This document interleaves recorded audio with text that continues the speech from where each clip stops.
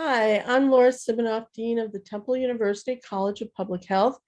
And joining me today are two of our faculty experts, Graciela Jaschek and Sarah Bass. And today we're going to discuss something a little different. We're going to discuss a few issues that have to do with changes in federal policies concerning vaccination requirements.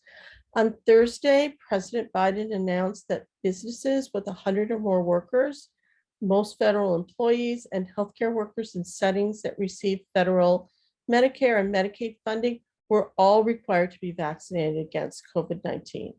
So we'll talk about the implications of this and how it could impact the course of the pandemic in the United States. So I know that Graciela was going to start and she was going to tell us a little more about what those regulations are. Yeah, so Laura, Biden, through his mandate, essentially said about 90% of the 4 million federal employees and federal contractors need to get to provide proof of vaccine, and there is no option for testing, weekly testing, like it was before in July when he gave that mandate. It's going to include 17 million of health workers in facilities that receive federal funding. And it's going to include approximately 80 million people who work for employers of 100 and more employees. Additionally, he said employers need to give time to employees to go get the vaccine, paid leave, but also up to 2 days if people have a bad reaction from the vaccine, they can take those 2 days off. So a mandate, some people are saying, well, are mandates legal?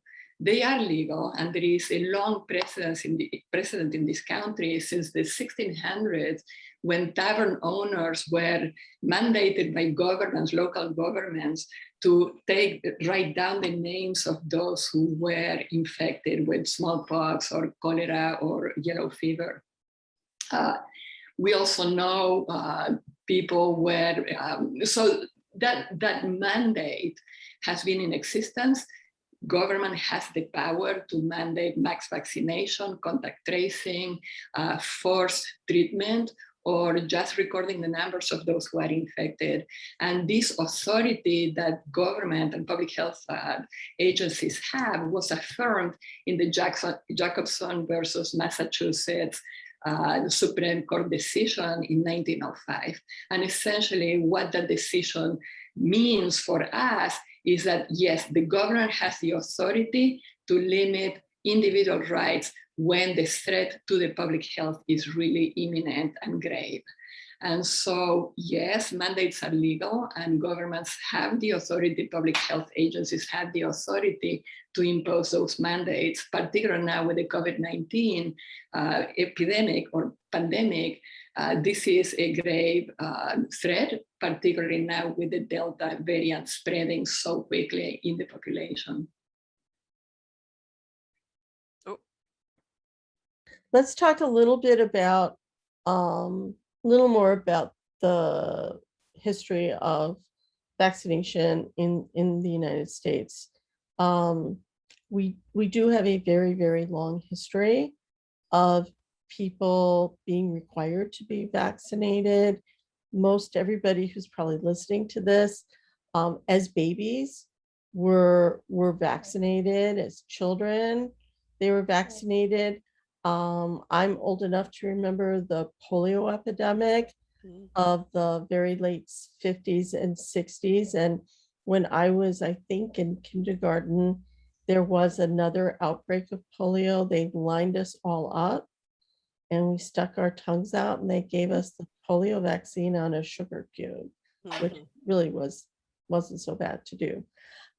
So we have a very, very long history of this. And maybe Sarah, you want to talk a little bit about that and even what's going on here at Temple, because the city of Philadelphia said almost a month ago that everybody who was in a student, a faculty member, staff person, or a contractor coming on site to work at a university, whether the university was public or private, had to be vaccinated, fully vaccinated by October 15th, which is coming up shortly. Right. And I think, the deadline for the first shot, if you were getting a 2-shot series, would have been last week. Friday. Right. So, I think especially higher education has kind of gone a couple of different routes. Temple has kind of given this lag time, which we'll see probably soon. I think, as Graciela was talking about earlier before we got on, is, starting to get those emails from students around, I've been exposed or I've tested positive, and whether or not that waiting was ultimately a good idea. Other institutions have done other things like fining students for not being vaccinated, not allowing them on campus, not allowing them access to housing, or telling them they're basically on a leave of absence until they can show proof of vaccination. Some of them haven't required that vaccination to be final before school started. So I think it's going to be interesting to see how that plays out over the semester and these different scenarios with vaccination. Right. But vaccination is such a common thing to be required in particularly in school settings and hospitals. Hospitals require their employees to get many, many, many vaccines. And they even require blood draws so that they could determine titers for things like hepatitis exposure. So it's really nothing new. One of the newer vaccines is the meningitis vaccine, which young teenagers and young adults are particularly prone to. And those vaccinations were introduced without, I think, any fanfare whatsoever and are required on many, many college campuses now. Nobody said a word. So I think we need to think about why this is such a hot button issue for all of us. One of the things that people have said, well, it was developed so quickly. And maybe Graciela, maybe you want to talk a little bit about the development of the vaccine and was it really so quickly? Yeah, the development was much more quickly than in past years. Usually vaccine development may take up to 15 years. But with the pandemic, what was proven is that when the entire world, all the scientists, all the decision makers put their heads together, you can really accelerate that process. And we did, we accelerated the process, but we went through the same steps that we would take normally for any vaccine development. And the FDA was the one who eventually approved the Pfizer, the Johnson & Johnson, and the Moderna vaccines because they went through the safety steps to show that the vaccine was safe and that it was in fact safe. The effectiveness is really, really high against severe disease, hospitalizations, and deaths mostly. So there is nothing to be worried about how fast the process is. The other point I want to make is that this is an mRNA vaccine. So this is not a vaccine that has to be developed by, growing chicks and, in eggs or inserting a piece of virus in another virus as much. This is mRNA. The process can be accelerated. The production can be accelerated. Could you tell people a little bit about what that means, mRNA, and how it's different? Yes. So an mRNA vaccine is a vaccine like the COVID-19 vaccine. It's a vaccine in which a piece of RNA, so the virus, this particular virus, SARS-CoV-2, is an RNA virus. And so RNA is a single strand of genetic material. A piece, the spike piece, is essentially cut into little pieces and put into an sort of an oil drop. And that's what gets in the vaccine. So when we get injected with this mRNA, what it is, it's like these droplets of oil with mRNA pieces, and this is the spike protein in the coronavirus. And that is what is going to be uptaken by our cells. And then the cells are going to reproduce, multiply millions of copies of this spike RNA. And the immune system is going to recognize, after the vaccination, is going to recognize that mRNA as foreign to our bodies, and it's going to start producing proteins, antibodies, to fight against that invasion. Right. What that means is that then if we get in contact with the virus, our system, our immune system is primed to attack and get rid of that virus. Right. And the great thing is there's no virus vector at all. It's just this little spike protein. And it's one of the reasons that you actually can feel a little sick after you take this vaccine, because it's just your system is just pumping out all these antibodies to attack this little, bits of spike protein that have been put into your body. So in reality, if you feel a little sick, you should feel happy, because it means it's all your immune system's working. Your immune system's working, and if it ever does come into contact with the COVID virus, it's ready to pounce, so to speak. So now that a lot of people are actually required by their employers and their schools or whatever to be vaccinated, that sort of has brought up the question of vaccine passports. And I don't know, Sarah, if you've given that any thought about what that could be. I mean, I think it's really interesting. Everything about COVID from a communication standpoint is interesting to me, but I think that the way that we're trying to frame COVID in so many different ways, there's the stick approach with mandating these things. You can't work, you can't do this, and the passport in some ways is the exact same thing. It is kind of a mandate, but the language is different in that they're trying to make it seem like a positive thing, right? So if you have this passport, then you can do things like, eat inside a restaurant and go to a ball game, or, go to a concert. And so I think the framing of that has been kind of interesting of what that is. I know, for me, a few weeks ago, we were in New York City, and you had to show both your vaccine card and your driver's license, because we were from out of state. But then if you were in state, you can, do it on your phone. And so I think that's something called the Excelsior Pass. Right. Right. So it's an app, and and that's kind of a new day in public health, I think. So that is something that we haven't really had.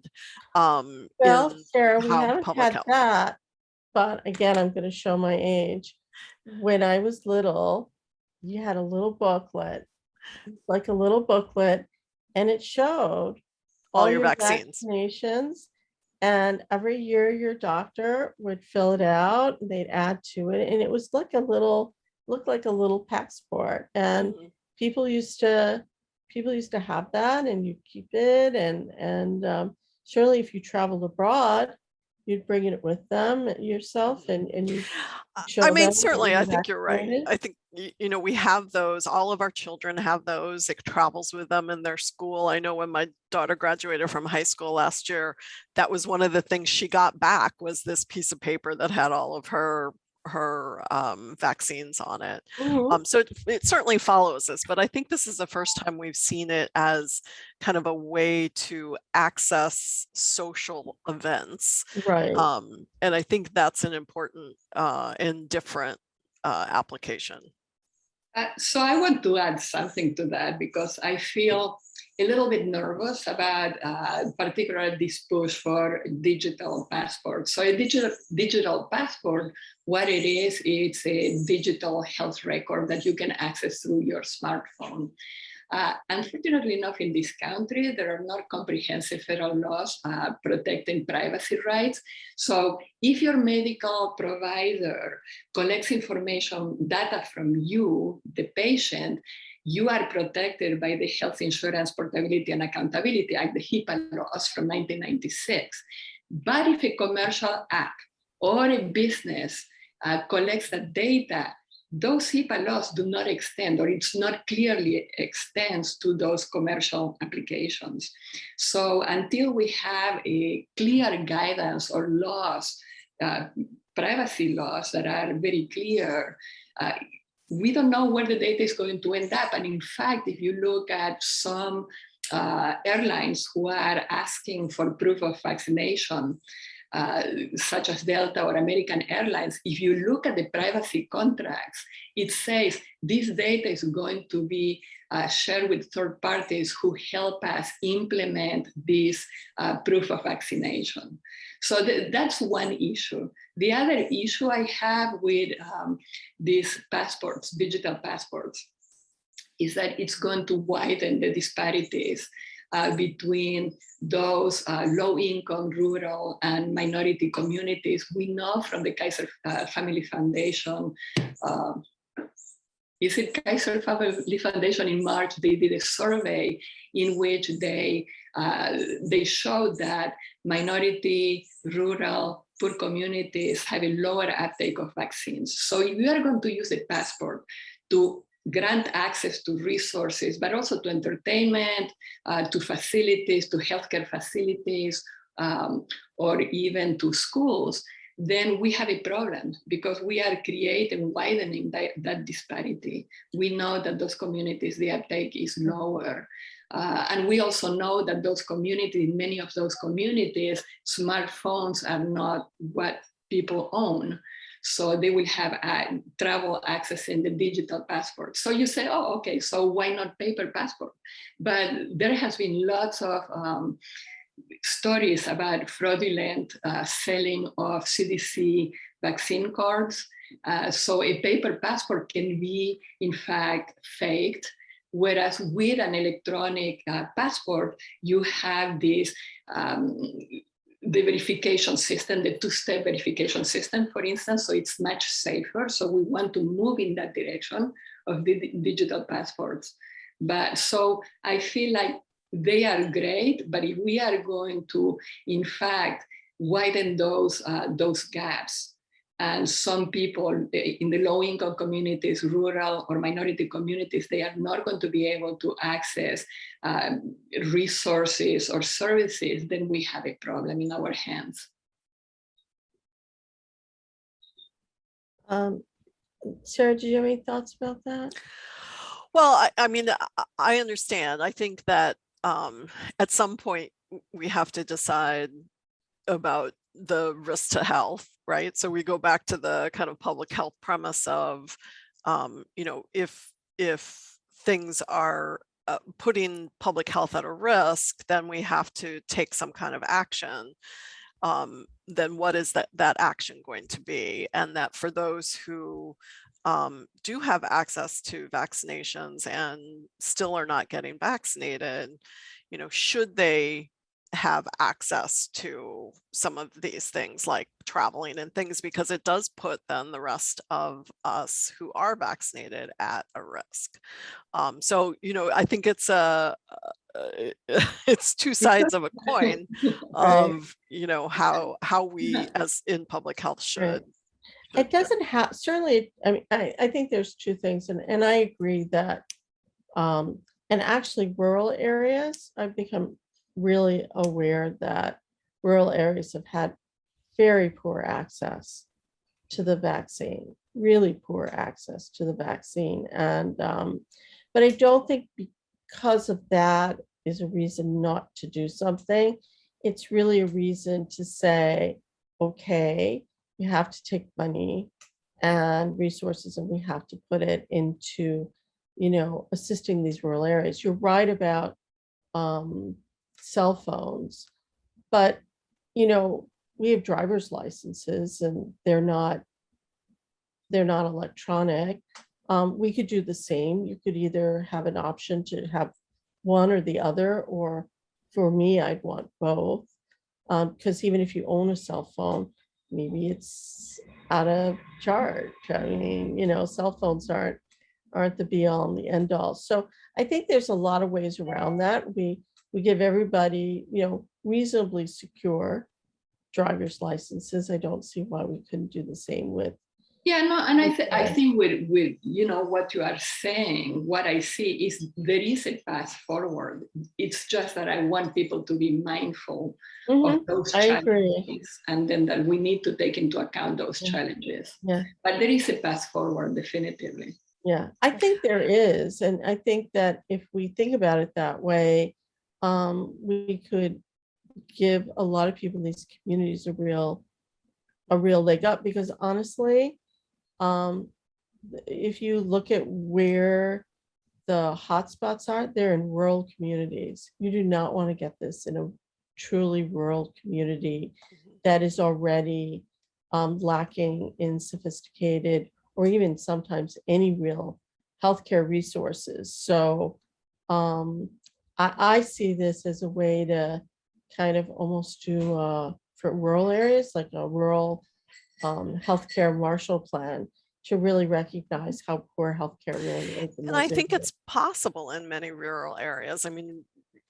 places like Mississippi and Alabama, who are having, very large COVID outbreaks, have in general very high vaccination rates, some of the highest in the country, because they kind of mandate vaccination in a way that doesn't allow for a lot of the wiggle room that a lot of states have given people to get out of vaccinations. And so I think it's possible. I think unfortunately this one has, as we've talked about, been put aside from all of these other vaccinations, it's somehow it being different when it really isn't. And so kind of integrating it into our existing vaccination kind of just mindset, I think is going to be an important step for us to try and get to where we need to be. Right. And for me, I think that's sort of the message that I would want to give, is that this vaccine is really no different from any other vaccines that we've ever developed, because the measles vaccine was developed in 4 years. That was considered lightning speed at that time. That the vaccine is based on actually a 20-year-old technology, and that we do have vaccine mandates, some very strict ones. Texas has some of the strictest vaccine mandates for schools in the country, private and public. So I just think that it's a very peculiar thing that's been going on in the country. And I think the more we sort of say that there's nothing really different about this or about mandating it, I think the more we're going to kind of come together as a country to recognize this is just a public health issue. It's nothing more, nothing less. It's just about the public's health. Right. We do definitively have to get past the politics, because the virus has no politics. The virus will kill anybody who is, will give disease to anybody in its path. So. Exactly. So on that note, I think we'll end here, and we'll come back in 2 weeks. And I'm not exactly sure what we'll talk about, because every week is different. Things just happen so quickly. But we will be back in 2 weeks, and please go to cph.temple.edu/coronavirus to view other videos and find links to reliable sources of information. So thanks very much.